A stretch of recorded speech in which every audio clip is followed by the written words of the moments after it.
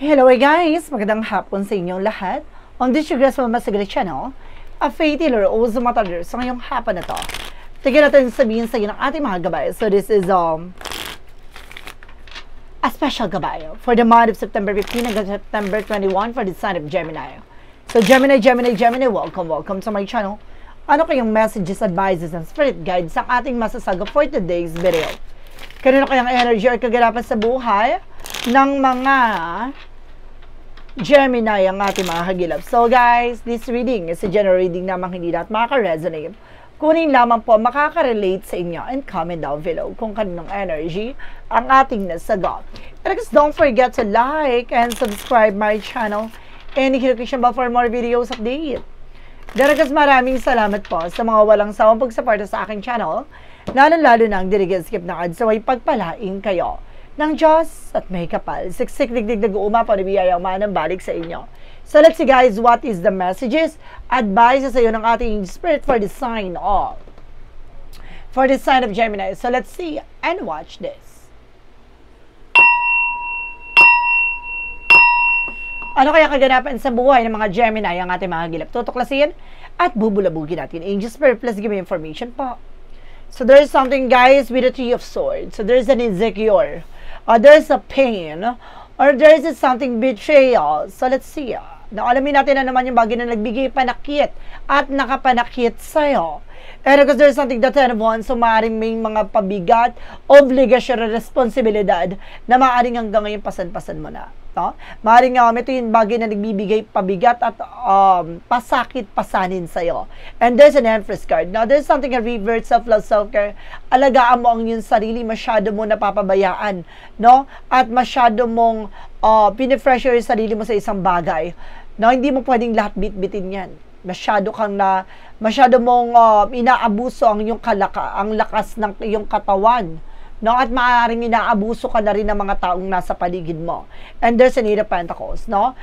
No, kasi sabi mag-focus ka sa sarili mo, mag-focus ka kung saan ka lalago, mag-focus ka na nagbibigay, kumbaga, inspiration sa'yo, or maaaring mag-focus ka sa bagay na ikalalago mo, no? Yung bagay na nagsiserve sa'yo. And because there's something, the Fool card, a leap of faith, no? Parang susubukan ang iyong pananampalataya at tiwala. No? Titignan ang iyong katatagan, ang iyong kalakasan at paniniwala. No? At the same time, there's a Five of Pentacles, kaya ka nakakaranas sa financial crisis or financial loss, kailangan mo ng kalayaan. No? Kalayaan sa unhealthy environment or unhealthy people around you. No, there's a toxic families, no? So there's a Three of Swords represent with the Five of Swords. See? Na kumbaga nasasaktan ka dahil minaabuso ka. No, nagkakaroon ng self-sabotage that because of your action. Hinahayaan mo, no, na ganyanin ka nila. No, maaaring ginigisa ka na nga sa sarili mo, mantika ng hindi mo namamalayan. No, parang ang daming pagsisinungaling, kailangan ng ganto, no, nagkasakit si ganto, no, para magbigay ka. No, alam na mabilis kang maawa, mabilis kang maapektuhan. Ang daming mga hinaingan, daming mga sinasabi against sa'yo na hindi totoo. And of course, there's something that has sword. Some of you nagkakaroon ng anxiety, sleepless nights. No, dahil sa pag-overthink. No, dahil sa pag-aalala at pag-iisip ng kung ano-ano na hindi naman talaga, walang katotohanan sa mga sinasabi nila. No, nai-stress ka, nadi-depress ka, at nagkakaroon ka ng anxiety, sleepless nights talaga. And because there's something guys with the Justice card, wag ka mag-alala, alagaan at mahalin mo yung sarili mo, sinasabi dito, makukuha mo yung mga bagay na what you deserve. No, at sinasabi dito, pag-ingatan mo yung sarili, dahil kung ikaw ay pinabayaan ng yung sarili, ano man yung bagay na yung mapaghahantungan, no? Kung maaaring magkasakit ka, mahirapan ka, so kailangan ngayon alagaan mo na ang yung sarili, no? Wag mo nang gawing mundo yung mga taong hindi nila binibigyang importansya. Ano man yung bagay na pinaghirapan mo. There's an Eight of Pentacles, represent with the Knight of Wands. No, magtiyaga ka sa ginagawa mo, continue what you're doing. So, mag-invest ka ng time and effort kung saan ka lalago at gaganda ang iyong buhay. There's the Fool card, represent with the King of Wands. Look at the bigger picture. No, lagi mo titignan yung magiging posibilidad, no, yung magiging outcome, no, yung magiging kalalabasan ng iyong buhay. Sinasabi sa'yo dito may pag-asa at maaaring masilayan mo na, makita mo na ang magandang nakahain no, sa iyong kapalaran. So, maaaring maganap at mangyari to, depende to sa action and decisions mo. So, let's see what is the Five of Pentacles. So, reference with the Page of Cups. Makinig ka sa gut feeling mo, sa intuition mo, dahil hindi ka idiligaw nito. Dadaling ka nito sa mas makatotohanan. Mayroon ka ng hinala, no, about dito, pero hindi ka nag-pay attention. And because there's a Three of Swords, because the Five of Swords, there's a Three of Wands. No, some of you guys, hinihintay nyo na dumating yung araw na maaaring malaman mo na rin, no? Parang naghihintay ka ng trouble, parang so-surprise mo to. No, parang aalamin mo kung totoo ba yung kanilang mga sinasabi. Alam ko, some of you, meron ako nakita dito, ha? Nag-invest ka, no? Parang nag-ano ka na, merong bahay or may papers, document, properties na maaring hinulugan ka ng longest time talaga. No, nasisense ko dito na maaring nilinlang ka at niloko ka ng sarili mong no, pinagkakatiwalaan. No, mag-ingat ka. So, let's see. There is something, guys, with the Sun card. No, there's a pure positive outcome. Lahat ng bagay na ito magiging magandang kalalabasan. No, at magiging positibo o magiging eksena. There's a Hermit card. The answer yun is here. So, bibigyan ng liwanag, no, kasagutan ng iyong katanungan. No, lahat ng bagay na to bibigyan klarado. And because there's something that's with the sneakiness. Now, there's a cheating dying on you. Now, some of you guys, pakiramdaman mo, pagmasdan mo, maraming taong niluloko at kinatraidor ka behind the scenes. So, kailangan pagmasdan mo kung ano man talaga nangyayari, ano talagang totoo. No, the answer yun is here with the Hermit card. Malalaman mo na to. There's a revelation na maaaring ma-reveal. So, there is something, guys, with the Seven of Sneakiness, ay Seven of Pentacles. Now, there is something, guys, with the harvest moment. So, marami talagang bagay na maaaring anihin mo. No, ano man yung bagay yung pinaghirapan. Malalasap mo na ang tunay na kaginawaan. No, basta tingnan mo raw, no, kung yung kahihinatnan, ibig sabihin, dito mag-save ka for your own, no? At ngayon, unahin mo na ang yung sariling kapakanan. And there's a Three of Cups. Now, there's a third party. Talagang, diba, nilulustayang yung mga pinaghirapan. My God. No, maraming toxic talaga dito. Toxic family talaga to. So, there's something, guys, for the outcome is the Ace of Wands. So, magkakaroon ka ng bagong proyekto, plano. No, or trabaho. No, ibig sabihin dito, magkakaroon ka ng idea, opportunities, new job, and there's a Wheel of Fortune. There's a turning back. No, lahat ng bagay na to, lahat ng nangyaring stress, obstacles, failure sa'yo, there's a mapapalitan siya ng papabor na sa'yo. No, gaganda na ang daloy na sitwasyon, makaka-recover ka na, gaganda na pakiramdam mo, no, at luluwag na ang iyong sitwasyon at eksena. There's a Four of Cups. No, just reevaluate or analyze. No, may mga bagay dito na kailangan mong liwanagin, laruhin, no, at unawain. Hindi pwede naguguluhan ka sa eksena to. O maaring may mga bagay dito na maaring matapos ang kaguluhan sa ikaisipan mo. No? And there's the word. Some of you maaring makapagtrabaho ka ulit international, maaring makapag-travel ka ulit. No, there's a success coming in for you. And because there's something, guys, with the Six of Swords, there's a transition. Unti-unti ka na rin daw makakalis sa hindi maganda sitwasyon. No, makakabangon ka na dito. No, there's the Moon card represents something at travel, success. And the Moon card represents with the revelation and the dream coming true. So, talaga may mga bagay na matutupad na dito. No, may mga bagay na may sasakatuparan mo na dito. At may mga bagay na unti-unti mo nang, kumbaga malalaman. Ano ba talaga yung pulot dulo? No, ngayon matutuklasan mo na, no, ma-realize mo na yung gato ganyan. So, ngayon, paglalaan mo na ng panahon at oras ang iyong sarili. So, let's see what is addiction messages about sa finances and career, love life at kalusugan. Let's watch this. Okay, we're back. So, nandito na tayo, guys, no? Pagdating sa finances and career, love life at kalusugan. Okay. So, there is something, guys, with the Knight of Pentacles. Security, na magkaroon ka ng seguridad pagdating sa finances and career mo. Huwag mong ipinauubaya sa iba. And because there's something that Queen of Swords, lirinisin mo na sa paligid mo yung mga taong minsan nang sinira ang iyong tiwala. Ngayon, mas magiging mauta ka na. Malaki pa lang tanong na tanong mo na. No, malalaman mo na yung mga kahihinat na parang, kala mo malilin lang mo ko ulit. Parang ganon. No, parang nagkaroon ka na ng, kumbaga, trauma. And there's a native one. So, there's a passive communication. Magkakaroon ka na maraming komunikasyon, travel, success, accomplishment, transaction. And of course, there's something the King of Swords, puputulin mo na. Ano man yung mga naging maling sistema, no? Parang binago yung eksena mo dito dahil naliwanagan at naaring napagtanto mo na. And there's something the Queen of Wands. Ngayon, lalakasan mo ng loob mo. Mas magiging matapang ka na. No, dati nagkakaroon ka ng lilangan, takot. Ngayon, kumbaga binago ka eh. Kumbaga, there's a better version of yourself. So, there's something, guys, with the Knight of Swords. No, there's a success driven. So, maaaring magtatagumpay kapag dating sa finances and career. No, gaganda ng daloy ng iyong negosyo, hanap buhay. No, pagdating sa love life, there's a Queen of Cups, emotional intelligence. No, maging matalino ka pagdating sa emosyon.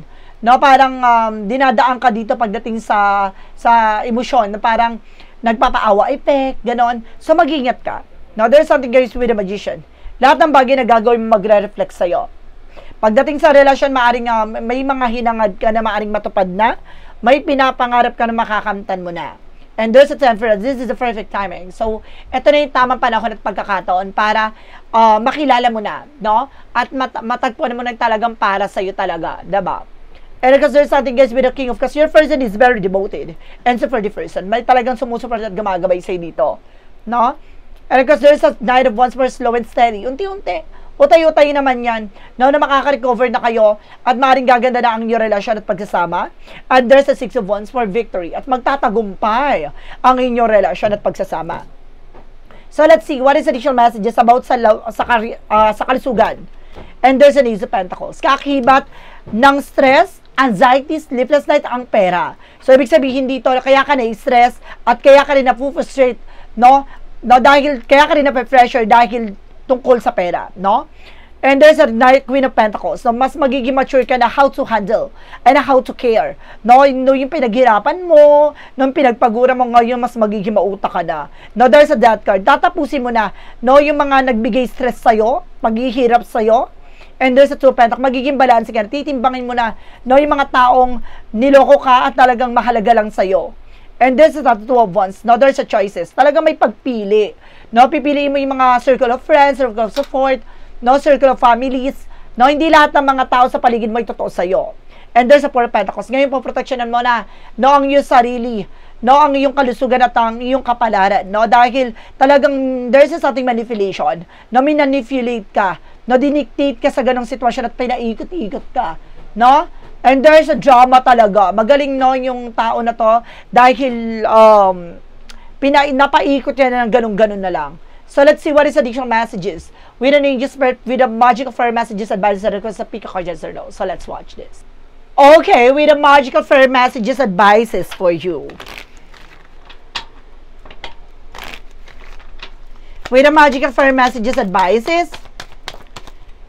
So, there's the sun. Maaaring nag-iisa ka anak na lalaki or may anak kayong lalaki.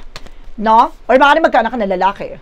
And there's a holiday. This is something a gateway, no, to the answer all your questions, no? Masasagot na to ang mga katanungan mo or maaaring itong time na to para ma-refresh ka, vacation. There's a flower power, there's a healing powers, maaaring ito na yung papabor sa sitwasyon, maaaring sisibol ng pag-asa, ganda ng pakiramdam, at kalusugan mo. For yin and yang oracle card. And there's something guys with a growth, no, magkakaroon ka ng growth and expansion dito guys. And there's an existence with the spirit guide. So, may gumagabay sa'yo dito, mahal mo sa buhay na yumao. Na maaaring may gumagabay sa'yo, mahal mo sa buhay na namatay, ganon. What is the synchronicities? There's a bloom. No, may pagsibol talaga, mamumukadkad ka. No, talagang mamumulaklak na itong panahon at pagkakataon talaga sumibol ang panibagong pag-asa. No, there's a new home, especially pagdating sa tahanan. O maaaring makabili ka ng bagong bahay. No, there's a toxic, it's either family or relatives yan. What is the synchronicities? Now, there is something a grass and greener possibilities na mas gaganda, no? At lalago na ang iyong buhay at relasyon. There's a freedom, makakalaya na kayo from toxic. What is Archangel Michael messages for you guys? And there's a positive thought, create a positive result. Always being positive and just being optimistic. Na manatili kang positibo. Huwag ka nag-iisip ng negative, makahatak mo yan, ma-attract mo yan siyan, guys. Kailangan lahat ng iisipin mo ay magandang kahihinatnan, maganda yung kalalabasan at maganda, no, yung plano at iisipin mo. So there's something guys with the Jesus loving quote said, you are the light of the world. So ikaw yung magsisilbing liwanag sa mundong ito, no, sa mundong ginagalawan mo. No, ikaw yung magdadala ng liwanag sa lahat. So ibig sabihin may mali silang sistema na ikaw lang ang makakaputol, no, ng baluktot nilang dahilan at baluktot nilang pamamaraan. Angel's number. There's a 7-7 with a good luck. No? Contentment. This message is the most likely to reach you during intense uncertainty.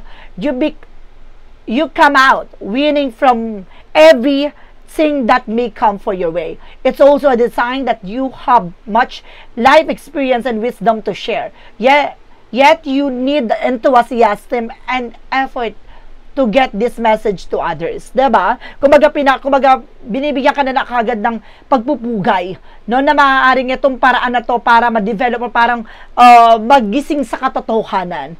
Ano man yung mga maling nakasanayan. And there's a 333 with the support. Sinusuporta ka ng ating angel spirit, seeing this angel's number 333, that is a sign that it's time to focus inward. Work on your skills and discover your talents, and use your imagination, unleash your inner artist. Doing so will boost your self-esteem and self-competence. It does wonders for your sense of purpose and contributes to your community. No, may mga bagay dito sinusuporta ka ng ating angel spirit na para maliwanagan, malaman mo ang kahalagahan, yung mga bagay na makakatulong sa iyo, no? Yung mga bagay na magpapalyabong at magpapalago sa iyo at mga tao sa paligid mo. No, parang ikaw yung gigising, no, sa para nakahimlay nilang kaisipan. Ngayon matatauhan ka na at matatauhan din sila, no, dahil hindi sa lahat ng oras, no, na maaring wala kang kamalay-malay at hindi ka rin mangmang. So ngayong paraan na to na para liwanagin sila na sa lahat na nangyayari, hindi nila mapapaikot ang eksena ayon sa kagustuhan nila. No, talagang paraan to para magising ang lahat sa katotohanan na kailangan baguhin ang maling sistema at maling nakagawian. There's a star power. No, step into the spotlight. Ikaw ang magdadala talaga sa liwanag. At ikaw yung parang magiging role model dito. At maaaring maging kilala ka. No? Maging popular ka, influencer ka. There's a shadow work of reason what?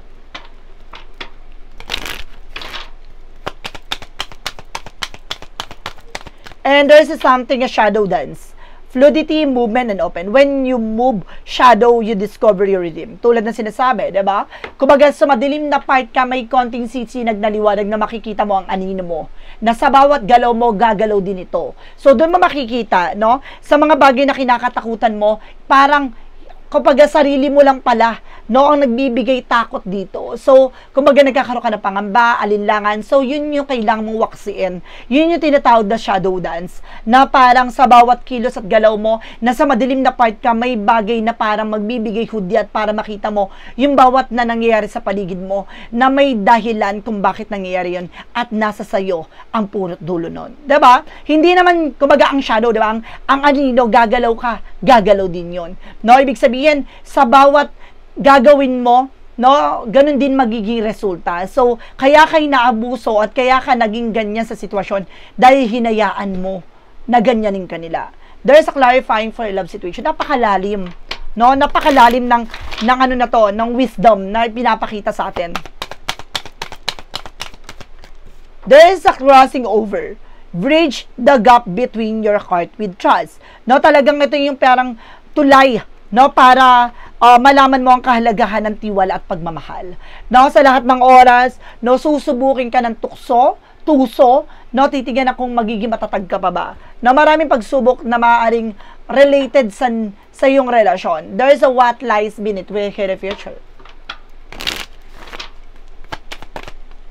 From what lies beneath with the future, there is an investigating. So, ngayon parang pinag-aaralan mo. Marami kang pang bagay na parang iniimbestiga. No, tinutuklas, inaalam lahat. There is a clarifying for a life situation.